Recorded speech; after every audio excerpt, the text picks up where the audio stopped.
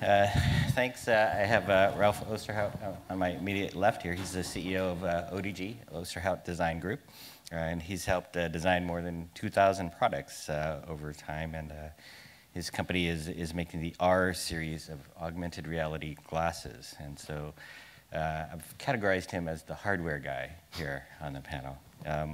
But you'll see he's much more than that, too. John Underkoffler, who spoke yesterday, is CEO of Oblong Industries. He was a science advisor for Minority Report, and I guess he sounds like he's trying to live that down still. But in any case, he is our user interface expert here on augmented reality. And John Hanke, CEO of Niantic. He's delved into augmented reality with Google Earth, Ingress, and of course, Pokemon Go. So he's the applications guy. So they're all neatly categorized for us here. But our first question for them is, how were you or are you a science fiction fan, and how did that influence your career? Oh, sorry, Ralph. Oh, gosh, as far back as I can remember, Forbidden Planet, all those amazing films that I watched, everything, and then a recap was Mystery Science Theater 3000. I mean, how can you not be fascinated? Because it's all about what's possible and not, with no restraints, intellectually or emotionally. So I think that was, to me, a foundation for thinking creatively. Yeah, I mean, it's inevitable. A lot of stuff when I was really young, Robert Heinlein in particular, it's kind of embarrassing if you go back and read Robert Heinlein now, but that's fine. It does what it needs to at the time. Phil Dick is sort of insurmountable in a lot of ways. And got at, I think, what is really important, because for him, what was important about any technology was the way that it didn't work, or the way that it backfired, or the unintended consequences. Yesterday, I nominated Rick and Morty as some of the smartest sci-fi that's happening right now, and I'll stand by that. But one of the best hard sci-fi writers working today is sort of the opposite of prolific, but each one of his pieces is an incredible gem. And that, of course, is Ted Chang, who most people know today because of Arrival, but if you go back and read all the short stories of which that was one, it's worth your time. Yeah, I was a big sci-fi fan as a kid. I'm finally able, as an adult, to say that without kind of being embarrassed about it. Yeah, I kind of moved away from it for a long time, and then I came back in the cyberpunk era. I got pulled back in by Neil Stephenson and William Gibson. Neil Stephenson, I've talked before about, was a book that we all read when we were founding Keyhole, which is the company that made the Google Earth technology. And Stephenson really describes that product in detail in his book, so we sort of feel like we just sort of made real what he had imagined. And then, yeah, more recently, when we started looking at AR, Werner Vinge was a book that got recommended to me a few years ago. Rainbow's End was the book in particular. It describes a world with where AR is everywhere and ubiquitous. Daniel Suarez's new book is one that I'm reading. I like him a lot. It's sort of very sort of near-term kind of sci-fi. But Change Agent, which is sort of biotech book, in that world, AR is also ubiquitous. And it's kind of interesting to sort of see, how he imagines that working in the UIs and the problems and things that brings up. So, yeah. So, the interesting, I guess maybe the hard thing about things like augmented reality and virtual reality seem to be that you sort of envision from science fiction that perfection state, right? The holodeck, or something else that is just perfect AR, right? How do you take that vision, but then start going on the baby steps to get there? I'm a big believer that virtually no one I've ever met doesn't want a holodeck. I don't think there's any question. The difficulty, everyone dreamed of maybe flat OLED displays, turning every wall in your house or your bedroom or whatever into that world that we think of as a holodeck. But I found that it's extraordinarily difficult because it's frightfully expensive and not going to come down anytime soon. So the bottom line to me was the impetus for saying, if I put it in a pair of glasses where everywhere I look, it can be where I want it to be if I so choose, or I can take components of it and augment the world I'm in to give me more charm or more interest or more vitality, why wouldn't I? Wouldn't it be interesting? So imagine you're walking through a theme park or down the street, and people don't know it, but you've got gargoyles and fascinating creatures coming out of walls, the sidewalk, and everything else, and I think it's absolutely unlimited. So to me, the holodeck that I see going forward is that which I make anywhere I look and choose to, with a capability that basically is here. I don't know. We sort of started talking about this a little bit on the phone the other day when we were prepping this session. I'm a big words guy. I guess Wittgenstein is actually the greatest science fiction writer, if you're like me, with the Tractatus. So we do have a vocabulary problem in a sense. What is VR? What is AR? Sometimes it's the hardware. That's sort of the limits of our imagination today, or at least that's the fixation. And that's an incredibly important part. Unless we can fix that, and thank you, sir, for being on that, we don't get anywhere. At the same time, it's the experience. So something like Pokemon Go, while kind of possessed of a much lower set of hardware capabilities, arguably, than what I just out there saw that you can provide the world with, is maybe an important leap to showing us what the engagement itself can feel like. Because at the end of the day, it's going to be, what does it feel like? What is the experience of using AR or VR like? That's what I'm interested in. John Hanke? Yeah, I think it's. I think it's great to have those visions of what it can be to sort of carry us through the periods whenever it's not quite there. Which you always experience. Hollywood gave us, HAL. Whenever I was, back in the 1970s, and we got the TRS-80, right? It wasn't quite HAL. It took us, another 30+ years to kind of get to what Hollywood kind of promised us. People talk about the trough of despair with VR right now. Consumers are disappointed with what the products are actually delivering versus what the expectations are a couple of years ago.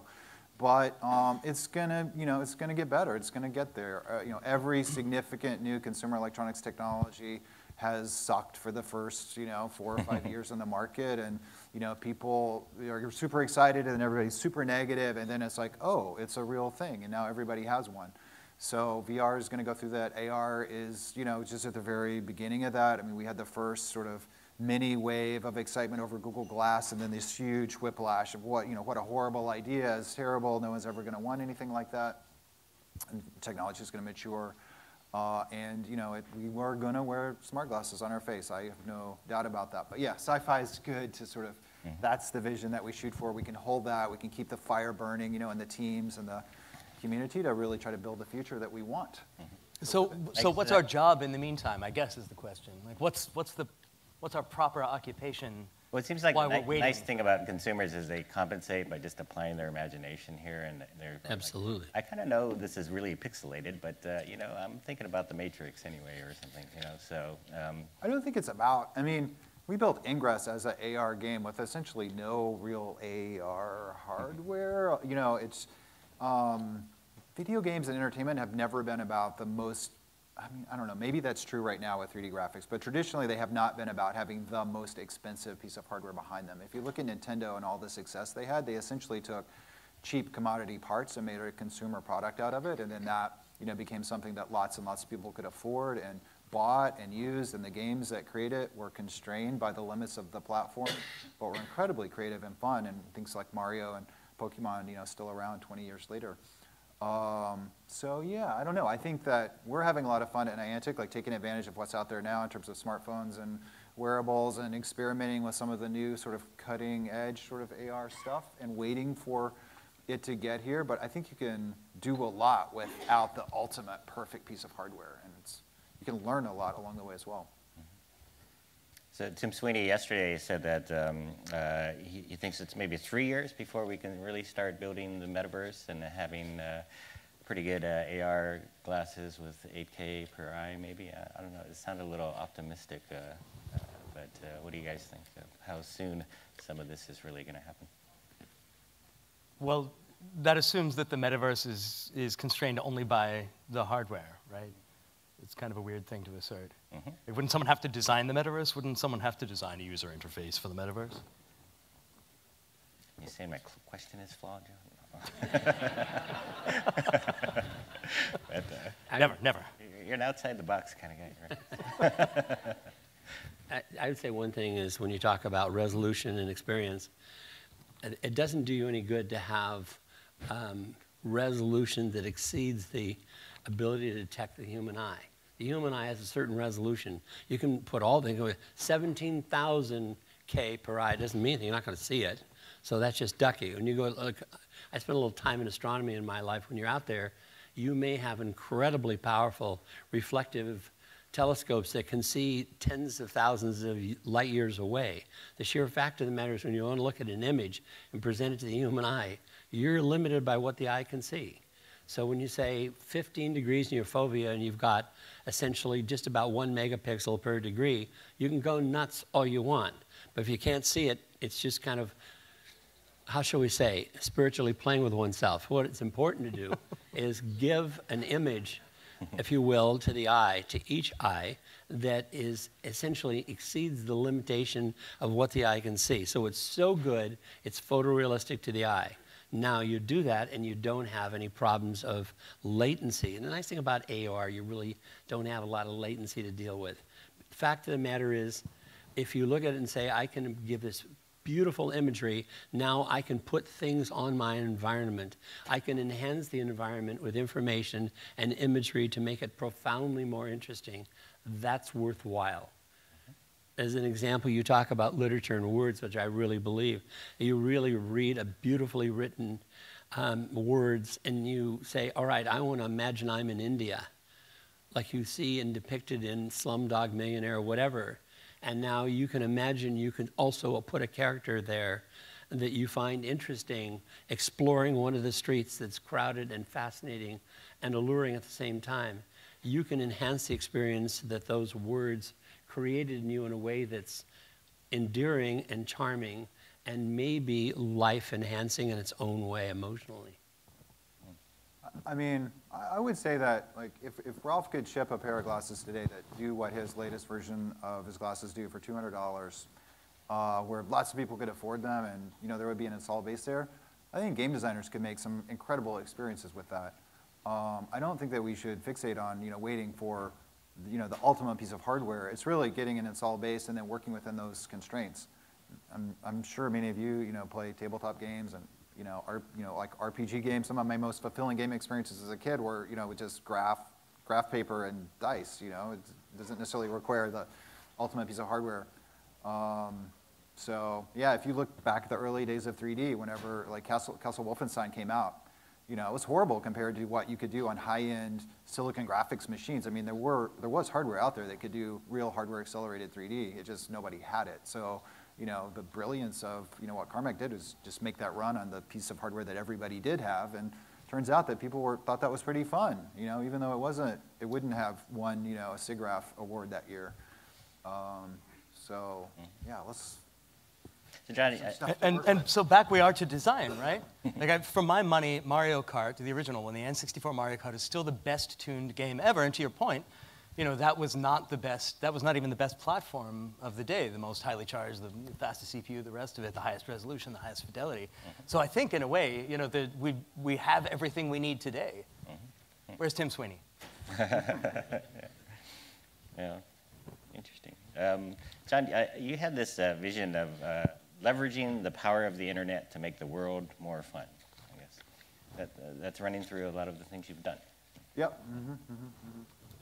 Can you talk more about that? Well, I mean, to me, the most exciting thing about AR is not the graphic part of it, although, I mean, it's really fun to contemplate a world where you can put on a pair of shades and transform this into, you know, a vampire's castle or whatever sort of themed world you might want to live in. I think that's awesome to think about what kind of games you could build with that. But the thing that's probably more exciting to me is the untethering of the game experience from a screen and a controller. Absolutely. And a sedentary experience. It's, you know, moving around, physically moving around, translating your exploration of the real world into part of gameplay, being able to have real face-to-face interactions with other people in the course of playing that game, and to get exercise and use your body the way it's been evolved over, you know, millions of years to perform as part of that gameplay experience. That, I think, is the real breakthrough. So yeah, that's kind of what we're trying to figure out. You guys want to ask each other some questions? Come on. Listening to you guys is great. Have at it. Ralph, like, I mean, you're the hardware guy. I mean, you guys are, how does it how do we get to the $200 device that has a big install base? Like what's going to happen over the next few years? Well, what's going to make that happen? let's talk about that for a minute. If you take who's the best high-end phone today, smartphone, you could say it's Apple, or you could say realistically that it's Samsung as well. The best Samsung, the S8, the brand new state-of-the-art, it has an 835 Qualcomm processor, which is warp fast. The glasses that I make today are made with an 835. All the stuff that's in the highest end smartphone that's about $1,000 is what's in the glasses, except that you've got a rule of difference and you have two displays, and each display is the size of your fingernail, but it's got a screen like that right here, but it's the size of your fingernail. So how do you make a screen like that and give two of them? Because you see, you're not seeing here like this. This is a narrow field of view. Open both eyes and it's a big field of view. So now if you put two cameras here in front, and there's a high-def camera here, and they're high-def only because your eye can't see more than that, and you've got two displays that are letting you see it in real time. You've got stereo video, stereo display. You can share peer-to-peer right now. You can capture whatever you want, and now you can also layer whatever you want on that environment. That exists, but there's no such thing as a free lunch. You don't get to jam another screen from a high-end smartphone into a tiny device and say, I want that son of a bitch for free. Everybody wants to have a Ferrari, but the sheer fact of the matter is if you're driving a Prius, you're not going to be able to do everything that that Ferrari can do. But there's lots and lots of Ferraris made. Will they get down to $200? I'll tell you honestly. Anybody here that can do it, please see me. You're hired. Follow me out the door. Let me give you, I won't use my normal choice of words. Let's just say this. In very high volumes in many tens of millions, you could achieve a retail of $500. It takes that kind of volume in order to try to get the components down to the kind of costs you want. But at $500, you can still have an experience that'll make you want to, again, spiritually touch yourself. I'd take that over the Switch, I had a question that I thought was interesting that I would love for John to comment on, which is this idea we were discussing where, if people are, if there is adoption of AR devices, if we build them and the price point's right and everybody has them, then what happens in a world where everybody may be perceiving a different reality? Like, what I see is the city and the things that are presented to me and the options that are presented to me, the interface to the world that's presented to me is not the same as yours. And all of a sudden, this like fundamental thing of this shared reality is not shared anymore. Like, how do you design for like that? Here's the UI guy saying that UI is the most important thing that we need to focus on, and it's absolutely true in that the distinction between shared experience and private experience is one of the things that needs to get cracked first. If the three of us are sitting in Ralph's glasses and having completely different outward experiences, there's spiritual touching happening in one place, there's insane shrieking happening in another place, and just mute silence in a third place. What are we seeing the same thing? There's no way for you to know. Is there any way for us to know?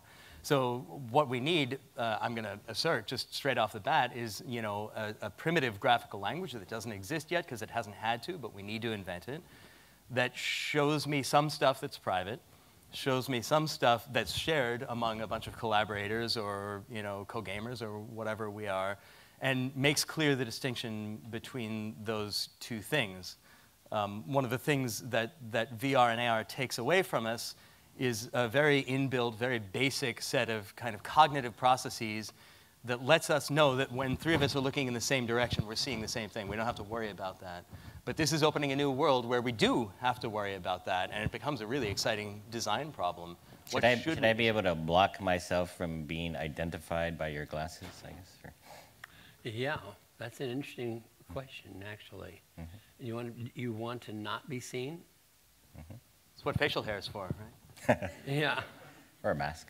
Yeah, that's a very interesting question. We might bring masks back into fashion. Well, this business about invasion of privacy, I maintain it's one thing that people have a right to have a reasonable level of privacy. I think it doesn't extend to the right to be able to dig around in someone's personal life to their detriment when they're not really doing anything harmful. But I do think society has a complete right to root out a pedophile in your neighborhood who's harming people who live there. There's a difference between that which is unpleasant and that which is harmful to one another in society. And I think we have a right to know when harm is being done.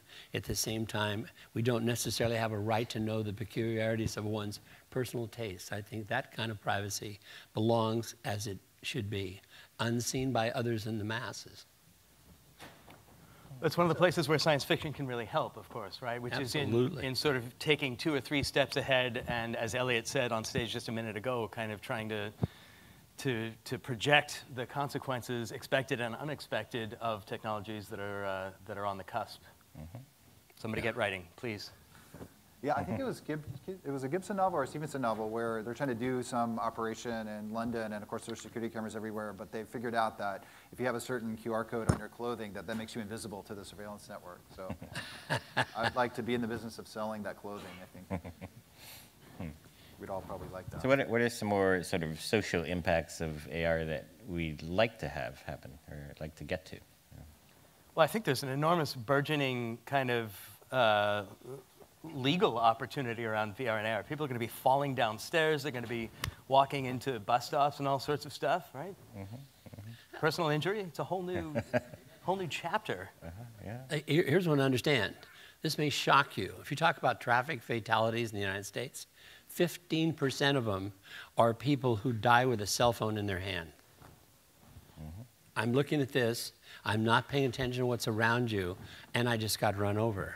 I don't know about you, but that's an alarming percentage. Yeah, but look, let's flip that around. I mean, think about the opportunities for exploring the world that are open now, because you can land anywhere in the world with your phone as long as you have a data plan. You've got Google Maps, you've got access to whatever resources that you can I'm with you. You've got translation, so you can go anywhere without being worried about getting lost or finding a place to stay, or as long as you can pay for it, you can do it. I mean, it's really like transformed, I think, travel. When you think about AR and how the value that you could add to people, just like navigating through a city, using public transportation, accessing city services, the interfaces for all that could be moved from pamphlets and placards and signs, into something that's interactive and guiding you. It could just make, many things like better and more accessible, I think. There's another whole side to that, which is there's a kind of redlining that happens. If things all of a sudden get better and more accessible for people that have devices, what happens to people that don't have them? Then you've got sort of 2 classes of access to all these resources. And we're kind of already running up against that actually today with phones. I mean, so many, if you look at like homeless populations, there's so many services that are valuable to people in need, food, shelter, what have you. A lot of that stuff is you kind of need to search the web to figure out when it's open, where it is, how to get there. And there's work underway to try to get devices into the hands of people who need them for precisely that reason. But the upside is, it makes it easier for folks to get access to things that they need. You can get a smartphone right now at retail for $30 in India all day long, and in China as well. So the idea that they're too expensive is just not really the case anymore. And what I think, to your point about navigation and availability and understanding, is unbelievably powerful. How many people don't have the physical wherewithal anymore? They're either handicapped, they've been injured, they're infirmed, or somehow their physical strengths are so diminished they're not able to travel. But how wonderful to take a mobile device of your choosing and to be able to go anywhere and see virtually anything. I talked to my wife this morning, and she happened to be in Mallorca with her sister. And literally, I called it up, and I saw exactly where she was. And it's your fault. It was so fabulous to go from virtually out of space to the damn hotel. And I'm thinking how fascinating this is, that this allows us to have virtual travel in preparation for what we want to do, or we know we can't do, but we want to sense it. And what if we augment senses so you can have a sense of literally smell and feeling of the breezes that are there at that moment? How interesting can it be, and will it be? Yeah, absolutely, but I couldn't believe it. I love the program you did. It makes me nuts I think it's such a fabulous thing, being able to go down from one place to virtually any place and seeing what the impact of the experience is. And so, and then push that. That's great. Push that even further. I think that that the opportunity, leaving all the legal jokes aside, is to redouble that idea that we can navigate and we can see further and get further. But what you described, especially when you're probably also video chatting with your wife, is like a dislocation or translocation of your consciousness. Now that's getting a little bit wacky, but Roger Ebert said that movies are an empathy machine, and I think there is an opportunity to build something with AR that extends that notion, that allows you to that allows you to tele-empathy where you couldn't without technology. There's a formative, a seminal 70s paper in cognitive psychology called "What Is It Like to Be a Bat?" that argues about the possibility of feeling what it is, like feeling like a bat, right? And can you or can't you, and is it based on brain structure or something? And even if you can't, like, could I feel really what it's like to be Dean? That's something that up until now only writing, fiction or nonfiction, has really enabled us to do, or really great conversation and a lot of wine or something. But is there a way that technology can push that further? So a little more back to reality. Do you think the AR user interface can solve the safety problem that Ralph mentioned? I don't think there's any question. Absolutely none. I mean, think about AR. I mean, you think about AR, a lot of people immediately go to glasses, but audio, AR is like just huge opportunity there. I mean, I think, again, fiction, the movie Her, I think depicts a really interesting future where AR is predominantly delivered through audio device. But there's also touch sensitivity. You're absolutely right. As a biker, I think it'd be great if a car's like within my discomfort zone behind me. Maybe it's just a tingling on my skin that through some sort of augmentation device. Maybe I don't have to see a picture of it. Maybe I just have to sense that there's danger near me, and that could be delivered through a device that we could make. We can make that today, probably. I mean, the ability you can communicate with someone anywhere in the world, and imagine you'd like to be able to reach out and touch somebody. Imagine if you are seeing just a teleconference, but the fact of the matter, as you put your hand towards that person that you see in 3D, you feel the physical presence of them, and the sensations in you change as you get closer. That's actually achievable right now. There's no question. And you've also seen people that have phantom pain and whatever. There's things we can do right now without wires, without stuff and impediments all over us that can give us sensations that are denied us at this moment. But I do agree with you. I think this idea of you can create such a powerful image in your mind with words, what if you can enhance that image? One is not exclusive of the other at all. There's a real science fiction question here. How are we going to know that what the glasses are showing us is real? You mean, how are we going to know that it isn't real? Oh, yeah. I guess we can take them off, right? All right, you guys, go get them. Well, I mean, I think you really have to, at that point, I mean, if it's a shared perception, like what constitutes reality at that point? I mean, if it's made out of atoms, it's one kind of reality, but if it's not, it's a different kind of reality. But if we're both seeing it and experiencing it, and it's, it's affecting your mind in a certain way, there's a certain reality to that, so. Does it need to? If you're a quad, as an example, and I know some that are, or a paraplegic, and you can't do something, if you're laying there and you're so infirmed, you have an inability to essentially move like you once did, and you feel so saddened by it, imagine you can escape into a pleasant place or re-experience things you thought of once before that were so endearing in those memories. Is that a bad thing, that this is essentially an enhancement of the real world? I don't think so. I think if all things, Ben Franklin said it all things in moderation. And as it goes with science fiction and the reality of how we do things and how we explore our environment, all things in moderation. There's a great thing. If you put people too young in a VR and you crank them into a dangerously emotional world that may be upsetting, that could be problematic. When you're our age, let them rip anything you want. You've had enough experiences in life, you'll be fine.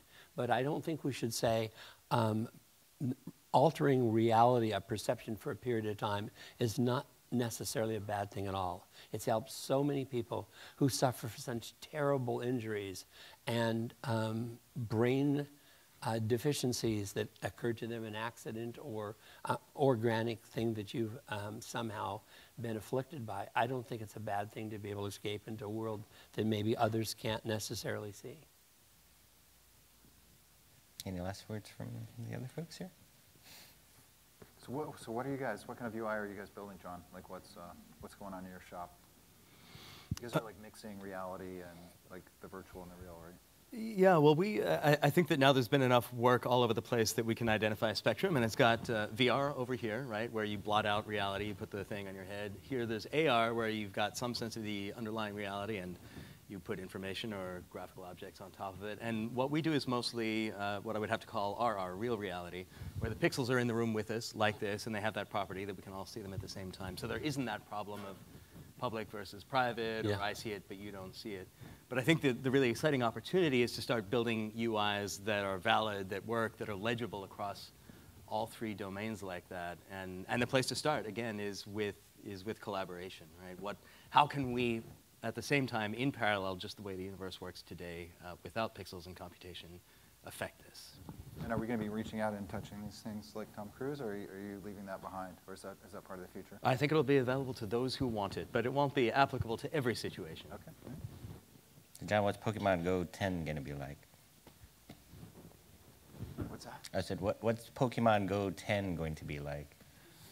Well, I think those Poke monsters they're gonna feel really real to you. I think they're gonna be with you. I think you're gonna be friends with them. I think your kids are gonna have them in their house, and they're gonna be like pets, and you're gonna feel like those things are really part of the world that we live in. So, it's be a fun journey getting there, I think. Good. Well, thank you very much. It's a pleasure. Mm-hmm.